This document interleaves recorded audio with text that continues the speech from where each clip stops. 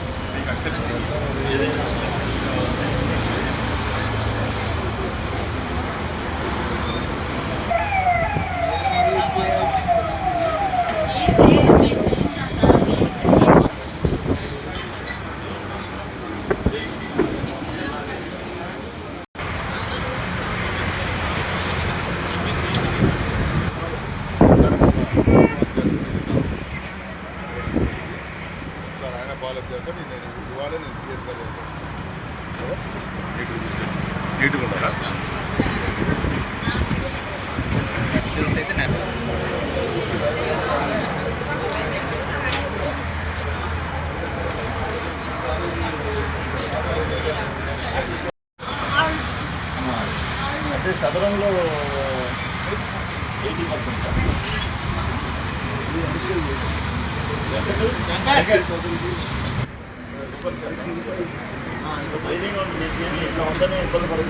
పవన్ కళ్యాణ్ గారు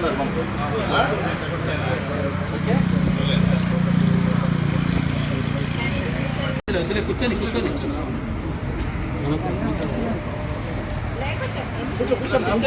కూర్చొని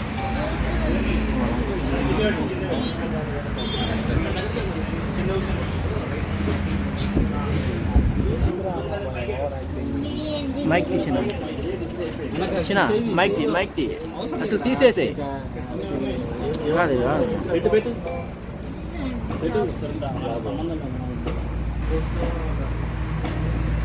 ధైర్యంగా ఉండు.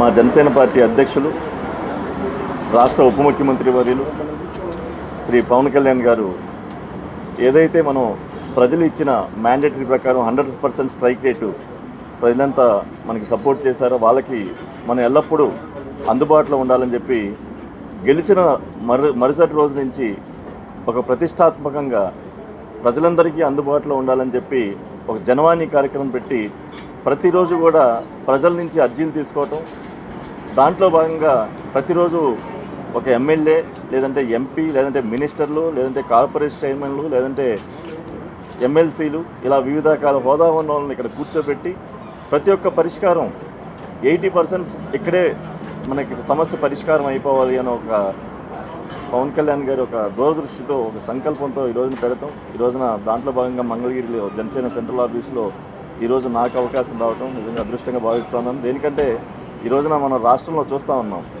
ఎంత దారుణమైన అంటే ఈ వైఎస్ఆర్సీపీ వాళ్ళు ప్రజలు తిరస్కరించినా కూడా మహిళలను అవమానపరచడం. ఇవాళ చూస్తూ ఉన్నాం వేమిరెడ్డి ప్రశాంతి గారిని మహిళలను చూడకుండా కూడా వీళ్ళు నీచాతి నీచంగా అవమానపరచడం, లేదంటే రప్పని కోస్తామంటాం.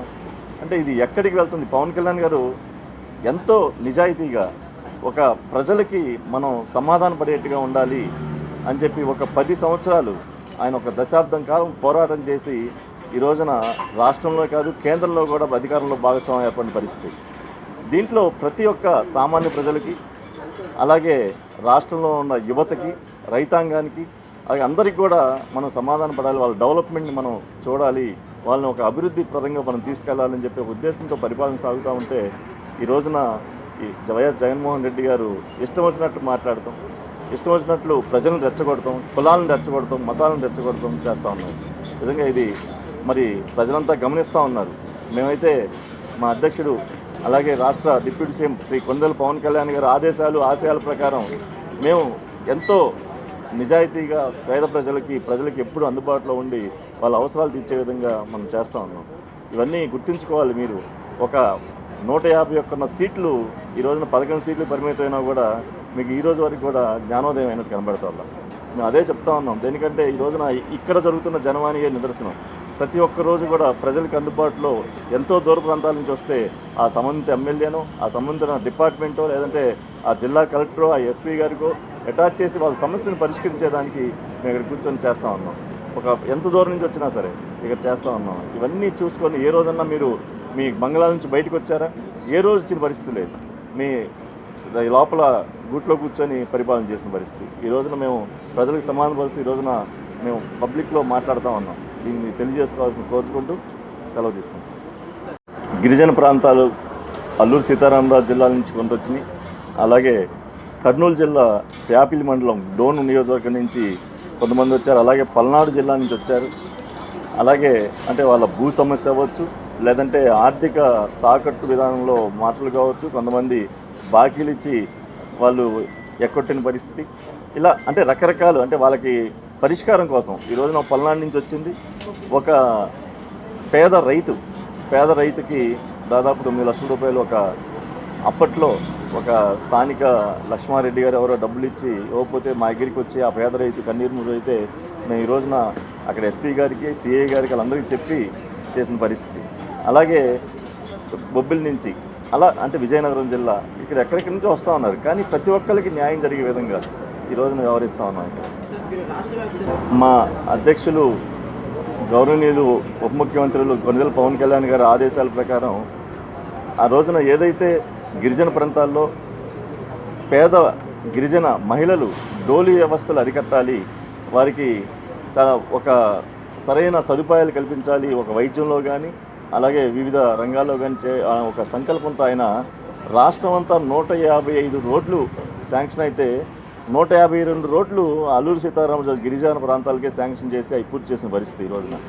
అవన్నీ ఎట్లా ఉన్నాయంటే అక్కడికి వెళ్తే ఆ పచ్చదనం, ఆ రోడ్లు, ఆ మహిళలు వాళ్ళంతా రోడ్ల మీదకి వచ్చి మమ్మల్ని చాలా ఆనందంగా రిసీవ్ చేసుకున్నారు. అక్కడ చింతపల్లి దాదాపు 4000 అడుగుల పైన ఉన్నటువంటి చింతపల్లిలో ఒకప్పుడు ఎవరైనా పొలిటీషియన్స్ లేదా ఇంకొకళ్ళు వెళ్ళాలంటే భయపడేవారు. ఈ రోజున అక్కడ ఎంతో ప్రశాంతమైన వాతావరణం.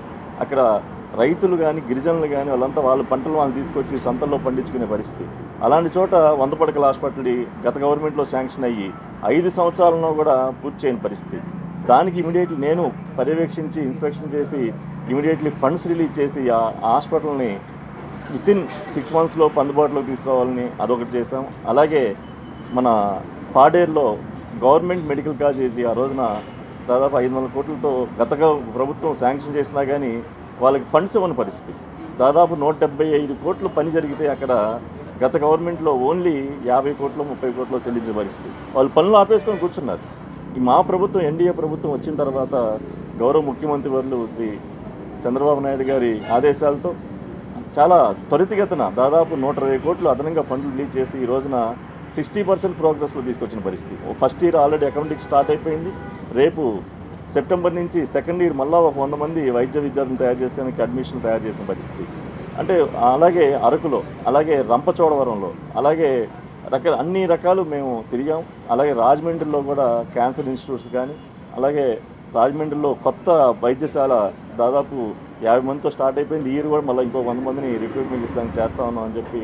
అంటే ఎక్కడైతే పేద ప్రజలు గిరిజన ప్రాంతాల్లో అభివృద్ధి లేకుండా గత 5 సంవత్సరాల్లో ఇబ్బంది పడ్డారో ఈ రోజున అక్కడికి వెళ్ళి మా అధ్యక్షులు ఉప ముఖ్యమంత్రులు శ్రీ కొనిదెల పవన్ కళ్యాణ్ గారు చలవతో మేమంతా వెళ్ళి ధైర్యంగా చెప్పగలుగుతున్నాం మేము చేసిన పనులు అంతా ఇదిగా ఉన్నాయి. మీరు ఏ రోజు కూడా పట్టించుకొని పరిస్థితి మనం ఈ రోజున ఎంతో మీరు వెళ్ళి చూడండి, ఎంతో సంతోషంగా ఉన్నారు. ఆ రోడ్లు చూడండి, ఆ డెవలప్మెంట్ చూడండి ఎంత చక్కగా ఉందంటే ఆ 4000 అడుగుల ఎత్తులో ఉన్నటువంటి ఆ ప్రాంతాల్లో దాదాపు 150 కిలోమీటర్ల లెంత్లో పెద్ద పెద్ద రోడ్లు వేసి ఉన్నాయి. ఇవన్నీ మీరు గమనించాలని చెప్పి అంటే చేతనైతే సలహాలు ఇవ్వండి, కానీ మీరు చేసిన తప్పులు కప్పుచ్చుకొని ఈ రోజున ఎంతో చక్కగా ఆనందిస్తున్నారు ఆంధ్ర రాష్ట్ర ప్రజలు. దాన్ని మీరు రిసీవ్ చేసుకోండి అని చెప్తా ఉన్నాం. ఫైనాన్స్లో కూడా పెట్టాము 100 పడకల హాస్పిటల్. ఆల్రెడీ మీరు వెళ్ళి చూడండి, ఆల్రెడీ స్టార్ట్ అయిపోయింది వర్క్. ఆల్రెడీ పుట్టింగ్స్ తీసాము. అలాగే వర్కర్స్కి షెడ్లు వేస్తూ ఉన్నారు మన కాంట్రాక్టర్స్. ఏదైతే 1 ఇయర్లో పూర్తి చేయాలన్నారో లోకేష్ గారి సంకల్పం ఈ రోజున మంగళగిరిలో మొట్టమొదటి క్యాబినెట్ మీటింగ్లో మంగళగిరి ఎన్నో దశాబ్దాల కళ గవర్నమెంట్ హాస్పిటల్ దానికి అనుగుణంగా శాంక్షన్ చేసి ఇమీడియట్లీ వర్క్ ప్రాసెస్లో వితిన్ 1 ఇయర్లోపు అందుబాటులో తీసుకొచ్చడానికి మేము చాలా కృషి చేస్తూ ఉన్నాం. తప్పనిసరిగా మా డిపార్ట్మెంటు మా ఏపీఎంఎస్ఐడిసి అధికారులతో కూడా ప్రతిరోజు పర్యవేక్షిస్తూ ఉన్నారు. అక్కడంతా రెడీ అవుతూ ఉంది, అంతా కూడా డిజైన్స్ కూడా రెడీ అయిపోయి, పుట్టింగ్స్, కాలమ్స్, ఏదైతే నిన్న సాయిల్ టెస్ట్ కూడా పంపించామో అది ఇవాళ రేపు అది కూడా వస్తూ ఉంది. దాన్ని కూడా అప్డేట్ తొందరలో మీరే చూస్తారని చెప్తాను. ప్రధానమంత్రి మోడీ గారు వచ్చి ఎక్కడ ఏ దేశ చరిత్రలో ఎక్కడ కూడా ఒక్కసారి ప్రారంభించిన శంకుస్థాపన దానికి ప్రధానమంత్రి స్వయంగా ఆయనే రెండోసారి వచ్చి మళ్ళా కాన్ఫిడెన్స్ ఇచ్చి మళ్ళా పునఃప్రారంభించడం జరిగింది. ఇంత జరిగినా కూడా అంటే ఎక్కడ కూడా మనం చూస్తూ ఉన్నాం అంటే డెవలప్మెంట్కి స్టెప్ బై స్టెప్ మనం తీసుకోవాలి. అలాగే మంగళగిరి ఏంటంటే మున్సిపల్ కార్పొరేషన్ ఎంటీఎంసీ అంటే మంగళగిరి తాడేపల్లి కలిపి ఒక మున్సిపల్ కార్పొరేషన్ చేసి ఒక మంచి దేనికంటే ఆయన ఒక సంకల్పంతో ఉన్నారు లోకేష్ గారు. మనం దేనికంటే ఆయన రాష్ట్రంలో దేశంలోనే అత్యధికంగా డెవలప్ అయిన నియోజకవర్గం అంటే మంగళగిరి. అలాగే ఒక ఆదర్శమైన నియోజకవర్గం దేశంలోనే ఆదర్శంగా ఉండేది అంటే పిఠాపురం. ఇవి అంత పవన్ కళ్యాణ్ గారు కానీ లోకేష్ గారు కానీ అంత సంకల్పంగా చేస్తున్నారు. మీరు వితిన్ 1 year అయింది, అన్నిటికీ డిజైన్స్ అయిపోయినాయి. మంగళగిరిలో ప్రతిదీ కూడా డెవలప్మెంట్ చేసి వితిన్ 1.5 yearలో ఏదైతే గోల్డ్ క్లస్టర్ కానీ, వీవర్స్ శాల కానీ ఇవన్నీ కూడా రోడ్స్ కానీ, డ్రైన్ కానీ, ఎలక్ట్రికల్ వర్క్స్ కానీ అన్నీ కూడా త్వరితగతిన అవుతున్నాయి, అంటే ప్రోగ్రెస్లో ఉన్నాయి. అలాగే రాజధానిలో కూడా మీరు నిన్న చూసాం సిఆర్టీఏ మీటింగ్లో గౌరవ ముఖ్యమంత్రి గారు స్వయంగా ఎవరైతే భూములు ఇచ్చామో వాళ్ళందరికీ కూడా ఆయన మీరు ఎప్పుడు బిగించేస్తున్నారు, ఎన్నాళ్ళకి చేస్తారు ఆయన స్వయంగా అడిగి తెలుసుకున్న పరిస్థితి.